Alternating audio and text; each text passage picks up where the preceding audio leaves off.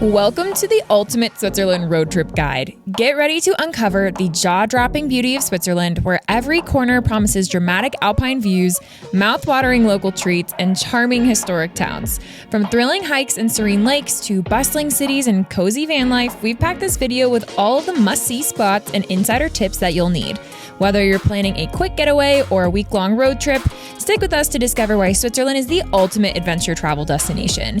We are going over all the things that you need to know, like how long to visit, the best season, budget, how to get around, and all the must-visit locations. With that, let's just dive into the adventure of a lifetime. If you're new here, welcome to our channel. We are Giselle and Steven, also known as the Lover's Passport, and we are bringing you a new bucket list adventure every single week on our channel. And this week, we're coming to you with the best Switzerland tips. So let's jump into the things that you need to know before you go. First up, we have the best time to visit. Now, obviously, this depends on what kind of adventurous person you are. If you are looking for hiking and outdoor summer adventures, then July to October period is probably going to be the best time for you to visit. If you're traveling in earlier summer like July or August, expect it to be a little more crowded. In our experience, we went during September and it was perfect weather for most of the trip. Super beautiful. It was a little less crowded because September and October are more of the shoulder season going into fall. If you time it right too, if you visit in October, you might even get to see some really stunning fall colors. But we personally chose September and we thought is a great time to go. You're going to find it's also a lot cheaper in terms of accommodations. You're going to have a lot more opportunity to do activities that might be fully booked in the summertime. So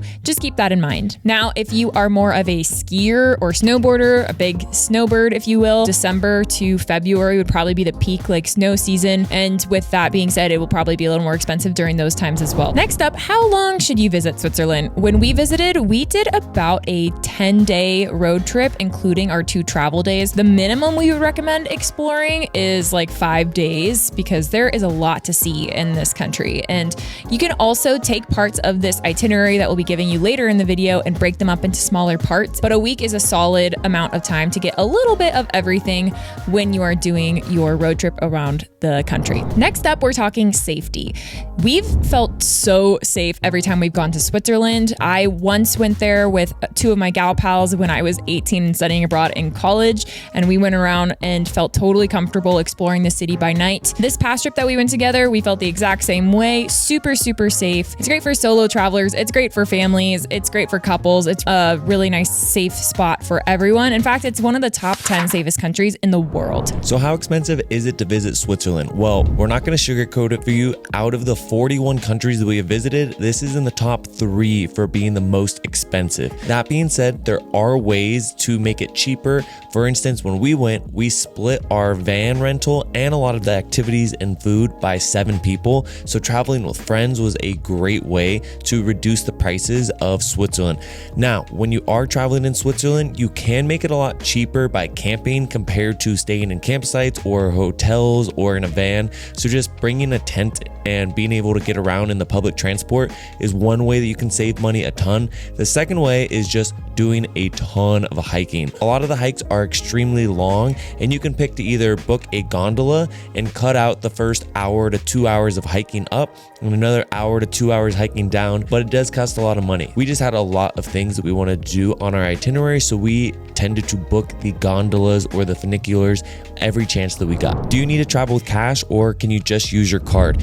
Typically, since Switzerland is so easy to travel around, you don't need to be really cash heavy compared to a lot of other places. Like when you're traveling in Asia, there are ATMs everywhere if you do need it. So I would recommend just bringing your regular credit cards. It's very easy to travel around and you don't have to worry about it too much. Now, should you be tipping in Switzerland? We saw that tipping is not customary, but if someone does go above and beyond, leaving a simple 10% tip is a great way to show them some respect. But once again, it is not necessary. How hard is it to get around Switzerland? There are really 3 different ways that you can travel. Number 1 is driving a regular rental car. This should be pretty okay. It does cost a little bit more money, but if you're splitting it once again between a few people, it does become very budget friendly. The next way is public transportation. Switzerland is amazing when it comes to public transportation and getting around just using the train system, backpacking, and using the gondolas. So You can get around the country very easily. We opted for the third route though, which is doing van life. There are campsites all over the place in Switzerland. The van that we ended up booking was manual. Now, that being said, you can get an automatic. You just have to book much further in advance. Since this was kind of a last minute trip for us, we only had the availability of the manual vans. So if you're coming from the US, just make sure you keep that in account. If you're planning 6 months out or more, you shouldn't have too much of a problem getting an automatic van. But if it is within that 6 months or less period, you most likely are going to have to use a manual car or van. When you are driving around and you are renting a van, a reminder that the streets here are extremely thin. So if you are driving up, there was a lot of cases where we were a little nervous hitting one side or the other. I would definitely recommend getting insurance if you aren't used to driving a big van throughout Switzerland. Another thing to remember is the country is very mountainous. So you're constantly going up passes, down passes. It was definitely a very difficult country to drive in if you are not used to driving in the mountains with a lot of moving parts happening. So if you don't want to avoid the stress, I would recommend going the train route. But if you guys are looking to split it, be a little bit more comfortable, we are able to cook in the van and do everything else that we needed, then I would go the van life route. In Switzerland, there are 4 national languages, but on our road trip, we really only encountered 3. There's Swiss German, Swiss French, and Swiss Italian, as well as almost everyone that we talked to spoke English. So it was really easy to get around, even though we did not know any of the other languages that they were speaking. So keep that in mind when you're traveling here. The last thing we want to make sure you understand before we jump into the itinerary is, since this is a very hiking heavy itinerary because the natural beauty in Switzerland is incredible, we want to make sure you know this about the gondolas and the funiculars. They do have very strict open and close times. For instance, we wanted to get up for sunrise and be up there for sunset so we can capture the most beautiful photos and videos. But when we were up there, a lot of the gondolas and the funiculars closed early. So if sunset was at 8 p.m., the funiculars would close at 5 p.m. So we were able to ride the gondola up, and then we would do our hike. We would see sunset, but we would not be able to ride the gondola back down. So we would end up hiking a lot longer. So be really good about checking before you go. We just did it the night before, and that's how we kind of planned our hikes for the day. So we could decide if we wanted to do one in the middle of the day, if we wanted to do for sunrise or sunset. Now with that, let's jump into the best Switzerland road trip itinerary.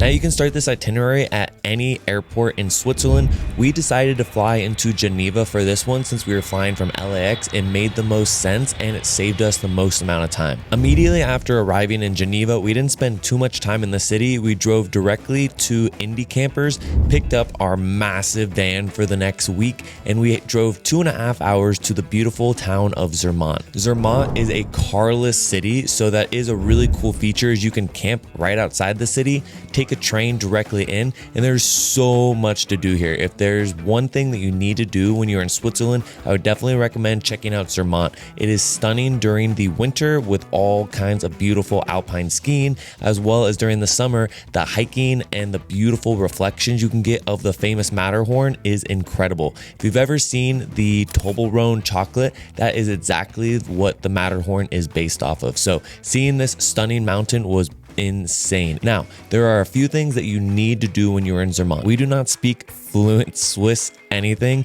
so we apologize in advance if we are butchering some of these names. But the first spot we would recommend doing is directly inside the town of Zermatt, and it's called Cookbrook. It is a great spot to watch the sunrise. It's really easy, especially if this is your first day in Zermatt, you're still adjusting to the time change, or you just want to take a nice easy morning. This one is directly in the town. You look at this beautiful river and you can see the alpine glow over the Matterhorn. The next thing you have to do is do the 5 Lakes Trail. It's a 6.9-mile round trip trail. It takes you past these 5 beautiful lakes. In our opinion, the most beautiful one was Blausee Lake, and you can do a lot of mountain biking around the area. All you have to do is take the gondola up, and we spent the day adventuring in that spot. We do recommend blocking out around 3 to 5 hours depending on how fast you are hiking, but it was only around 950 feet of elevation gain total, so it is a very mild hike. Now, after you finish doing those hikes, we would recommend going to the Raidwook Overlook. This looks over the entire city, and we love going there after sunset because you can see the lights of the entire town of Zermatt start to light up.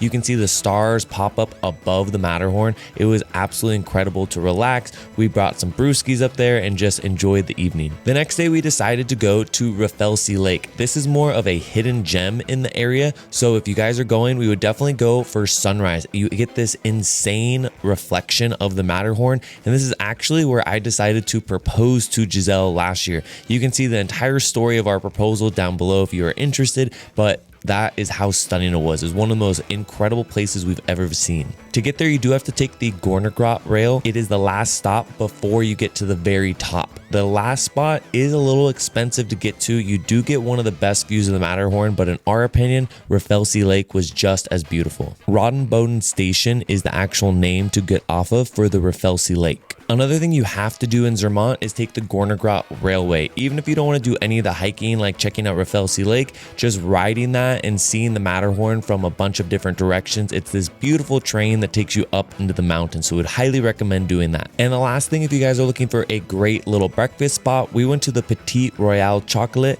It had great pastries, it had really good coffee, and it's a nice spot with Wi-Fi that you can relax before going on a hike or after you got back from a sunrise hike like we did. Once you finish up your time in Zermatt, we took an hour-and-a-half drive over to Lake Blausee, which takes us into the next leg of our Switzerland road trip. Lake Blausee is a beautiful alpine lake, but it does have very limited parking. So if you guys are planning to go, we would recommend parking outside the area a little bit. You can take public transportation in, but it had this beautiful green lake that you can relax on. You do have to pay an entrance ticket. It's about $10 US, but it does allow you to go around on the rowboat, and there's mountains. It's a beautiful middle of the day activity. This area is very family friendly. It was amazing to be able to relax, eat lunch there, although I will say it is a little touristy.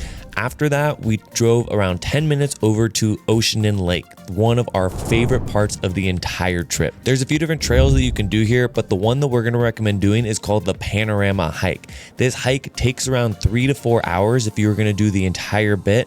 We would recommend taking the gondola up, maybe checking out the Alpine coaster, and then hiking up for around 1 to 2 hours right before sunset. Watching the Alpine glow on the mountains as the sun goes down was incredible. The only problem with doing this for sunset is that you do have to hike all the way down because the gondola will close before sunset. Once we finished watching sunset here, we drove 45 minutes to Interlaken, the adventure capital of Switzerland. Now, Interlaken is one of my favorite places in the entire world. I first went there when I was 18, and it stuck with me for a very long time as my favorite city in the world for sure. There's so much to do here if you are an adrenaline junkie, from zip lining to canyon swinging to paragliding, hang gliding, literally skydiving, anything that you would want to jump out of, you can do it here. Personally, I have gone bungee jumping here, I've gone hang gliding, and we've gone canyon swinging. We did all three of those things through a company called Outdoor Interlaken, and we highly recommend it. It was so much fun every single time. And the town is just super cute itself, so there's a lot of good shopping, a lot of good restaurants. There are definitely some more touristy parts of the town than others, but this should definitely be on your Switzerland road trip itinerary. Even if you only have a weekend, I'd probably base myself here. One of the other things that you definitely want to do when you're in Interlaken is take the funicular up to Kulm. It's one of the famous viewpoints in all of Interlaken,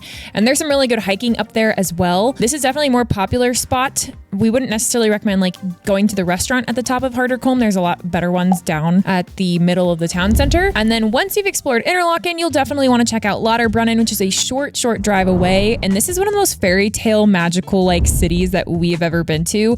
You just get to the town and there's these old architectural buildings that just look like straight out of a storybook. It's a town full of like hundreds of waterfalls. So it really just feels like, if you've ever been to Yosemite National Park, feels like Yosemite on steroids, where it's just these gorgeous scenes everywhere you look. Now, the most famous of the waterfalls waterfalls are Staubach Falls or Trumbach Falls, but there are a ton of different options for you based on how much you want to hike. You can also hike from Lauterbrunnen into the neighboring town of Muren. That's a very popular thing to do where you get a really nice view of both towns and all the waterfalls along the way. After our time in Lauterbrunnen, we ended up driving to Lucerne, which was another fairy tale-like city. There's this beautifully preserved medieval bridge in Lucerne called the Chapel Bridge. So I would say the two most magical towns that we went to in all of Switzerland were definitely Lauterbrunnen and Lucerne. And there was some really good dining there as well. Unfortunately, we got caught in a thunderstorm there, but we didn't let that damper our mood. It was still really beautiful and should be on your road trip itinerary. That was a pretty brief visit. We only stayed in Lucerne for one night, and then we drove up north towards Zurich and found ourselves in the region of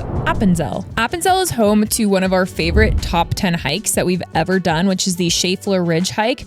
It was actually a pretty moderately easy hike. It's 4.6 miles round trip, and that depends if you are taking the gondola up or not. We ended up taking the gondola up, and then we decided to hike down, which in retrospect, I don't think we would do again. It was a pretty wild hike down. It's unmarked in some parts because you're going across these vast farms. And so it's very easy to get lost, even as experienced hikers. So I would probably recommend, there is a mountain hut at the top of the Schafler Ridge at Ebenalp, and you can actually stay there overnight. And if you want to do sunset, I would recommend trying to stay at that hut overnight instead of hiking back down in the dark because the gondolas are closed. But this was one of those hikes, you get to the top of the ridge and you turn the corner and your mouth just drops. Like, the views of the ridge line were absolutely stunning. Parallels places like the Italian Dolomites. Like, the mountains are just crazy. So if you're a mountain lover, you definitely need to have this hike on your list. The next day, we ended up driving over to almost Liechtenstein, which is one of the smallest countries in the world, for our next favorite hike, which was the Saxer Lucke trail. This is a 2.7 point-to-point trail. We ended up doing the full thing, and it was totally worth it. You start by taking up a cable car. This one was a little confusing because it was all like automated. There was no cable car driver. So you just like push some buttons and it takes you up on its own. And it takes about 5 to 10 minutes to get all the way up to the top. There is a mountain hut on this one as well that you could stay overnight at. We ended up going there for lunch and it was really great. They actually did not speak English there, so keep that in mind. I believe they spoke Swiss German there, but Google Translate helped with that. Make sure you have all 3 languages that Stephen has previously mentioned downloaded on your Google Maps in the event that you're going to run into someone who doesn't speak English. But the view of Saxer Lucke was absolutely insane. Keep in mind, this area can get clouded out pretty easily because its own unique like microclimate with the mountains right there. But if you get it on a sunny, clear day, the view is absolutely insane. And the panoramic views of Switzerland going into Liechtenstein are unparalleled. After that day, we ended up finishing up our itinerary over near Zurich, which is the largest city in Switzerland. And so we got to go explore the downtown area of there. And then we continued on our journey back towards Geneva. So we started looping back around and we decided to go check out the Trift Bridge, which is Trift Bridge if you're looking up any of the hiking data. And this was insane. This place was like a last minute spontaneous add-on and it was totally worth it. There's this receding glacier there, which is honestly very, very depressing to look at, of what it used to look like in like the 1970s to present day. But there's this gorgeous turquoise piercing blue water right below you and this insane suspension bridge. And you can actually camp up in this area if you get some of the highly competitive backcountry permits there, but we didn't know that, so we didn't camp. But the hike is pretty steep. I would definitely wear some really good hiking shoes, and you do need to take a gondola ride up to the trailhead for this one too. That gondola that you're going to do, you're going to start at the Trift Bond station and then take that up. And it's about 4 miles round trip to the bridge, or you can continue on and keep going because there are more hiking trails past that, but that would make it a much longer hike, so just be prepared. Now, there are some other things that we did originally have on our itinerary that unfortunately we didn't get to do because we did encounter some rain the last 2 days of our trip. If you guys are looking for some other things to do that we didn't get to do, definitely check out the Stews Trail. That was one that's still on our bucket list that we have to go back and do and spend some more time around the Bern area. There's a lot of different good hiking trails over there as well. And that is basically it for our ultimate Switzerland road trip guide and itinerary. We hope you guys enjoyed this video. If you did, make sure to give it a thumbs up and subscribe to our channel for more itineraries and adventure guides like this, because our goal is to help you save time planning so you can spend more time exploring. And with that, we will see you on the next adventure.